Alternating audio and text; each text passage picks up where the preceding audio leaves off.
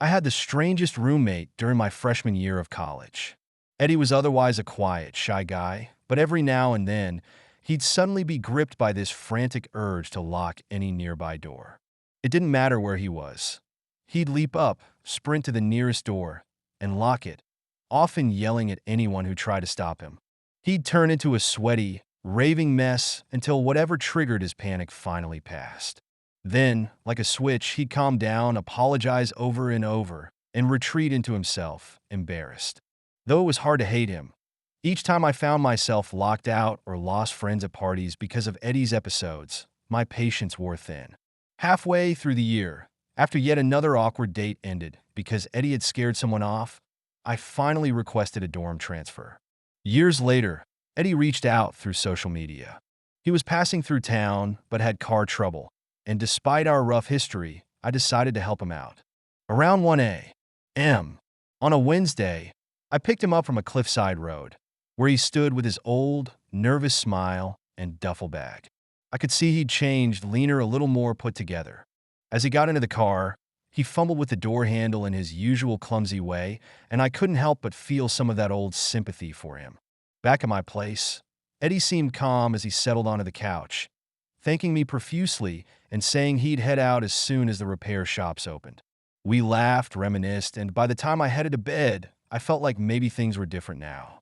But at 4 a.m., I woke up, thirsty, and quietly walked to the kitchen for a glass of water.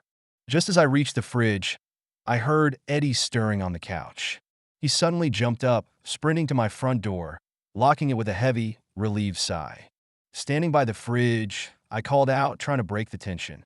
Eddie turned slowly, drenched in sweat, breathing hard. "Same old thing," he stammered, but I could tell he was on edge. Trying to calm him down, I reassured him that my neighborhood was safe, but when I reached to unlock the door, he lunged, hand out, pleading, "Don't." I felt that old, familiar tension from his episodes, but I brushed it off and peeked through the peephole, just in case. To my shock, I caught a glimpse of a shadowy figure slipping past on the sidewalk. I turned back to Eddie, who was visibly trembling. When I asked him about his need to lock doors, he finally told me the truth. When he was a kid, he'd ignored a gut feeling to lock their front door, and moments later, intruders broke in, hurting his mom in a way she never recovered from. Hearing this, I finally understood his fear. A sudden skittering noise from outside broke the silence. Eddie froze, wide-eyed, and my own heart raced. I led him to the back of the apartment to check the window. As we peered out, the familiar sounds of the city felt ominous, and then I saw it. A strange wheel of white pinpoints among the trees. It seemed to rotate slowly, casting an eerie glow. "What is that?" I whispered. Eddie clutched my arm, his eyes wide with fear as he whispered, "Is it getting bigger?" We watched in terror as the lights seemed to expand. I shut and locked the window, pulled down the blinds, and tried to reassure him that it was just kids with flashlights. But then, Eddie suddenly slammed my bedroom door shut, locking it with frantic urgency.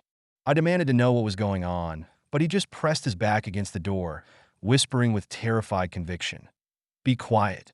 It's in your apartment." In that tense, suffocating silence, we stood before the door, locked away from the unknown that lurked beyond. My anger simmered, but I held it in, refusing to speak out of fear I'd say something I'd regret. Minutes passed, stretching endlessly until my fury finally cooled.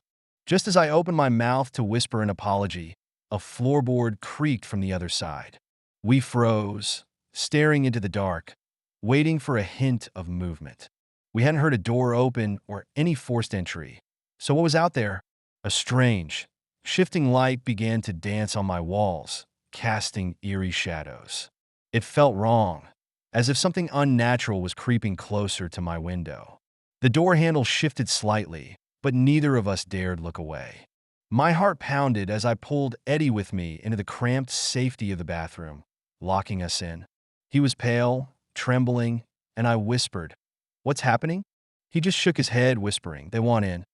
He went on to say that he'd felt this fear, this compulsion to lock doors, for years, long before the night we faced these strange intruders. Suddenly, it all made sense. It wasn't just about the doors.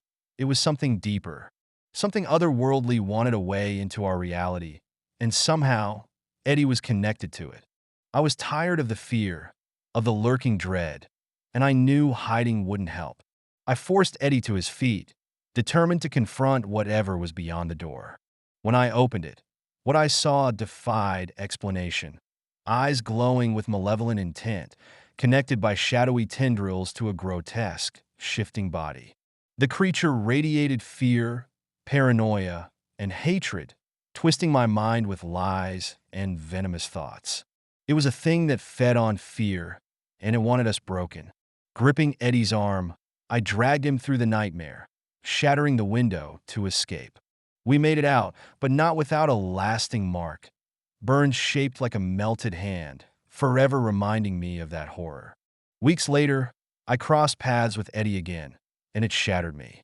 He wasn't just ignoring the doors. He had embraced the very darkness we had fought. That same twisted figure lurked in the shadows behind him, watching, waiting. Eddie had not shut it out. He had let it in, opening a path into our world.